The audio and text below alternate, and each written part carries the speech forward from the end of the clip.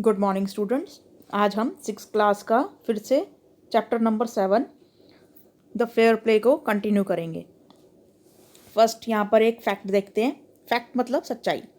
Do you know in a village elderly and wise people are chosen by the local community to settle fights between individuals and villages. क्या आपको पता है कि villages के अंदर जो बड़े लोग होते हैं और जो बुद्धिमान लोग होते हैं उनको चुना जाता है लोकल कम्युनिटी यानी कि वहाँ के रहने वाले लोकल लोगों द्वारा, जो उनके झगड़े सुलझाते हैं या फिर गांव के बीच जो झगड़े होते हैं उनको सुलझाते हैं। दिस असेंबली ऑफ 5 एल्डर्स, ये जो असेंबली यानी कि ये जो 5 लोगों की जो असेंबली होती है, इनको ये 5 बड़े लोग होते हैं, is known as the panchayat. इसको पंचायत बोलते हैं, ठीक है। और इसमें जो मुखिया होता है, जो पंचायत में सबसे बड़ा होता है, सबसे समझदार होता है, उसको बोलते हैं सरपंच या मुखिया। तो इन पंचों में जो सबसे ज़्यादा समझदार और सबसे एल्डर होगा, सबसे बड़ा होगा, तो उसको मुखिया बोलेंगे या सरपंच बोलेंगे। तो अब हमने पढ़ लिया। Let us do a recap of our previous worksheet. अब हम कुछ ये एक एक्सरसाइज दे रखी है जोड़े मिलाओ वाली, तो इनको मिलाकर हम पिछली जो वर्कशीट है उससे रिलेटेड ही है, बिल्कुल सेम वही आंसर्स हैं, लेकिन वो फिल इन द ब्लैंक्स के रूप में थे, ये आपको जोड़े मिलाओ के रूप में है, ठीक है, मैच द फॉलोइंग के रूप में। तो फर्स्ट देखो, जुम्मन एंड अलगू, ये दोनों क्या थे? देवर बेस्ट फ्रेंड्स, तो यहाँ पर आ जाएगा बेस्ट फ्रेंड्स, ठीक है। सेकेंड है जुम्मन्स ओल्ड आंट। जुम्मन की ओल्ड आंट जो थी, उन्होंने क्या किया था? She transferred her property to Jumman, उन्होंने अपनी जो प्रॉपर्टी थी वो जुम्मन के नाम कर दी थी। अब सी देखो यहाँ पे, after a couple of years, कुछ सालों बाद क्या हुआ था? कुछ सालों के बाद जुम्मन और उसकी वाइफ जो थी वो आंटी की देखभाल करने से थक गए थे। जुम्मन्स वाइफ ग्रज्ड इवन। अब जुम्मन की वाइफ ने क्या किया था? जुम्मन की वाइफ वो बेमन से उनको फूड खाना देती थी, वो भी बहुत थोड़ा, रोज। जुम्मन्स आंट स्वेलोड। अब जुम्मन की आंटी को क्या हुआ? जुम्मन की आंटी को बहुत गुस्सा आ गया ये इंसल्ट रोज देखते हुए अपनी, तो ये आ जाएगा ये इसमें, ठीक है। तो ये मैच हो गया। तो भाई अब एक बार फिर से ढंग से मिला देती हूँ मैं ज़रा।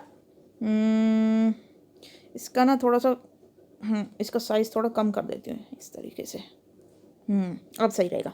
Jumman and Algu were best friends, ठीक है। जुम्मन्स ओल्ड आंट जो थी, उन्होंने अपनी प्रॉपर्टी ट्रांसफ़र कर दी थी। फिर है आफ्टर कपल ऑफ ईयर्स, वो दोनों ही थक गए थे आंटी की देखभाल करते करते। Jumman's wife grudge even little food, वो उनको बहुत कम फूड देती थी खाने के लिए, और जुम्मन की आंटी ये इंसल्ट जो थी वो सह नहीं पा रही थी काफ़ी सालों से, ठीक है। तो ये जो है आपका हो गया मैच द फॉलोइंग। अब हमें जो नेक्स्ट पैराग्राफ दिया हुआ है उसको हमें रीड करना है। Let us find out what happens next in the story. अब स्टोरी में आगे क्या होता है वो हमें पढ़ना है। One day she spoke to Jumman. एक दिन वो जो आंटी हैं, जो उनकी चाची थी जुम्मन की, वो उनसे बोलती हैं, my son, it is now obvious that I am not wanted in your house. ये बहुत मुझे काफ़ी सालों से मतलब लग रहा है, और ये बहुत आश्चर्यजनक, एक ऑब्वियस मतलब ये एक तरीके से ये मुझे आसानी से दिखाई दे रहा है कि अब मैं आपके जो घर में अनवांटेड हो गई हूँ। Kindly give me a monthly allowance so that I can set up a separate kitchen. कृपा करके तुम मुझे मंथली कुछ मनी यानी कि कुछ पैसे दे दिया करो, जिससे कि मैं अपनी अलग रसोई बना सकूं। My wife knows best how to run the house. यहाँ पे जुम्मन बोलता है, मेरी पत्नी जानती है कि किस तरीके से घर को चलाना होता है। बी पेशेंट, एकदम चुप रहो। बी पेशेंट, वैसे तो पेशेंट का मतलब होता है, पेशेंस का मतलब होता है धैर्य रखना, लेकिन यहाँ पे बोला है आप चुप रहो। सेट जुम्मन शेमलेसली, और जुम्मन ने बहुत ही बदतमीजी से या एकदम बेशरम होकर बोला। This made his aunt very angry and she decided to take her case to the village panchayat. अब जो जुम्मन की जो चाची थी वो बहुत ही ज़्यादा गुस्से में आ गई और उन्होंने ये जो केस था अपने जो पैसों से रिलेटेड ये जो केस है ये पंचायत में रखा, गांव की पंचायत में। For many days the old lady was seen talking to the villagers explaining her case and seeking their support.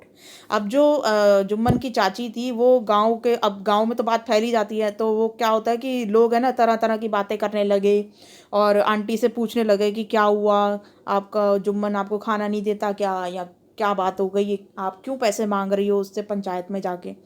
Some सिंपदाइज्ड with her, कुछ लोगों को उससे बहुत सिंपति हुई कि हाँ भाई अफसोसजनक बात है ये तो कि जुम्मन को ऐसा नहीं करना चाहिए। अदर लाफ्ड एट हर, कुछ लोग उस पर हंस पड़े उसकी बात सुनकर, किसकी, चाची जी की बात सुनकर। A few other advised her to make it up with her nephew and his wife.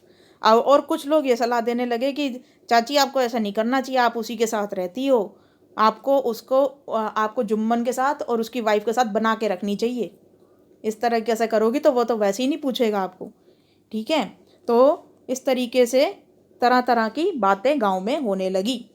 अब इसके क्वेश्चन आंसर्स हम करेंगे on the basis of your reading. इस रीडिंग के बेसिस पे choose the correct answers, correct word meanings from the help of box and right them in the space provided. ये जो है इनका मीनिंग ये दे रखा है, थोड़ा सा मोटा कर लेती हूँ इसको, कुछ दिख ही नहीं रहा। हाँ अब सही है।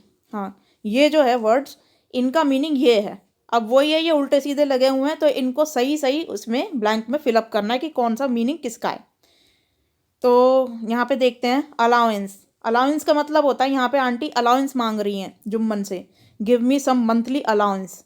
यहाँ पर हाँ ये रहा मंथली अलाउंस, यानी कि कुछ मंथली पैसे मांग रही हैं। तो यहाँ पर पैसों से रिलेटेड कहाँ बात की हुई है, एन अमाउंट ऑफ मनी, तो ये आ जाएगा फर्स्ट वाले में।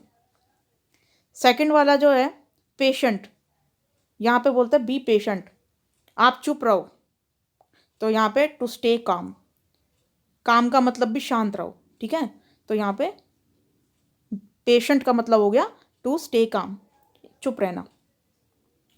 शेमलेसली मतलब बदतमीजी से या बेशर्मी से, ठीक है। तो शेमलेसली यहाँ पर आ जाएगा to not feeling bad about doing something bad, किसी के साथ बुरा करते वक्त बिल्कुल भी बुरा ना मानना कि भाई हाँ मैं बुरा कर रहा हूँ, तो एकदम जैसे कहते हैं ना बदतमीज इंसान या एकदम शेमलेस इंसान, वो जो होता है बुरा करते वक्त ये भी ना मानना कि मैं बुरा कर रहा हूँ, तो ये शेमलेसली हो जाता है। तो यहाँ पर ये आ गया इस वाले में यहाँ पर। नेक्स्ट है सिंपथाइज्ड। सिंपथाइज्ड का मतलब होता है कि किसी के लिए बुरा मनाना, कि अरे भाई अफसोस हो रहा है ये तो सुन के, तो ये फर्स्ट वाला जो है to feel sorry for someone, ये लास्ट वाले में आ जाएगा। इसको मैंने ढंग से फिल कर रखा है, ये मैं अब दिखा रही हूँ आपको नेक्स्ट स्लाइड में।